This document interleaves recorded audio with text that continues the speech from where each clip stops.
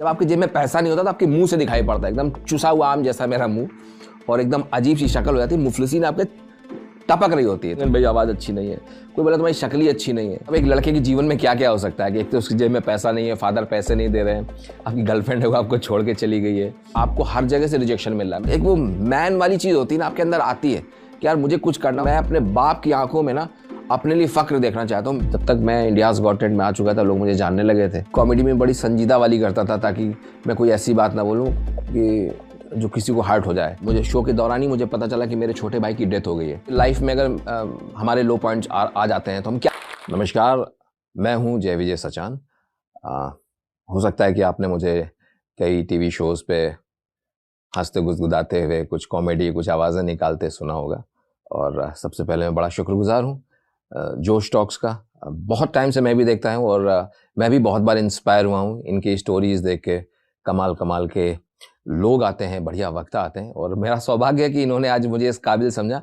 हालांकि मैं नहीं समझता हूँ खुद को इस काबिल, बट मैं धन्यवाद देना चाहूँगा जोश टॉक्स की पूरी टीम को कि इस लायक समझा उन्होंने मुझे।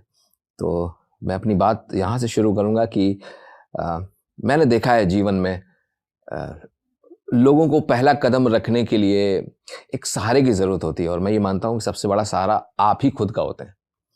मैं रहने वाला हमीरपुर का हूँ, उत्तर प्रदेश में एक जगह है कानपुर के पास में, बुंदेलखंड बोलते हैं, और लोग बैंकिंग के टर्म में बोलते हैं कि वो एक सेमी अर्बन प्लेस है, बट वो एकदम रूरल प्लेस है। मैं वहाँ से आता हूँ। बचपन की मेरी पढ़ाई लिखाई वहीं पर हुई। मेरे फादर की एक छोटी सी एक शॉप थी, चश्मे की एक फ़ोटो स्टूडियो था। मेरी माँ कुछ सालों तक वो ब्यूटिशियन रही। उसके बाद में छोटी जगह से था तो पढ़ाई लिखाई का इतना क्रेज़ नहीं था मुझे। मेरे दोस्त बड़े पढ़ने लिखने में बड़े होशियार थे, बट मुझे बचपन से ही लगता था यार कि मैं कुछ मेरे अंदर कुछ अलग है, कुछ अद्भुत सा है मेरे अंदर। लेकिन क्योंकि जब आप किसी जो लगता है कि आपकी जो हॉबी है, तो मैं उसको हॉबी समझ भी नहीं पा रहा था। मुझे आवाज़ें निकालना बहुत पसंद था। टीवी पर कभी जॉनी लीवर साहब को देखता था या कभी किसी दूसरे आर्टिस्ट को जो किसी को इमिटेट करते थे, तो मुझे ये चीज़ बड़ी रोमांचित करती थी। बट लेकिन आप वहाँ तक जाएंगे कैसे? तो क्या होता है, आपको सफ़र तो आपको शुरू करना है।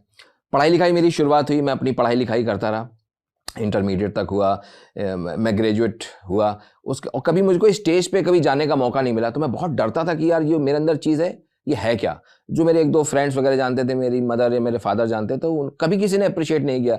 मेरे रिलेटिव कहते थे साला ये पागल है, ये कुछ भी आवाज़ क्या क्या हमारे यहाँ उसको बोलते हैं कि ये जोकरैती करता रहता है ऐसा। तो मैं बहुत कॉन्शियस हो जाता था क्योंकि बहुत शाई नेचर का हूँ मैं।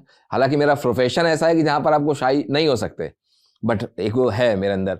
और मेरे दोस्तों की जॉब वगैरह सब लग गई, लोग अपनी जॉब लोगों ने अपनी करना शुरू कर दिया, और मुझे समझ में ये नहीं आ रहा था कि मैं क्या करूं। मैं बड़ा परेशान था। लेकिन मुझे ये था कि यार मेरे को पढ़ाई लिखाई तो करनी। मैंने कभी पढ़ाई लिखाई से जी नहीं अपना हटाया मैंने, और मैं धीरे धीरे मैंने अपनी पढ़ाई की, ग्रेजुएशन किया, मैंने पोस्ट ग्रेजुएशन किया, और मैं पोस्ट ग्रेजुएशन जब मैं कर चुका तो मैं कुछ नहीं कर रहा था, और मुझे लगा यार मेरे सब दोस्त जॉब कर रहे हैं और मैं क्या कर रहा हूँ, समझ में नहीं आ रहा था।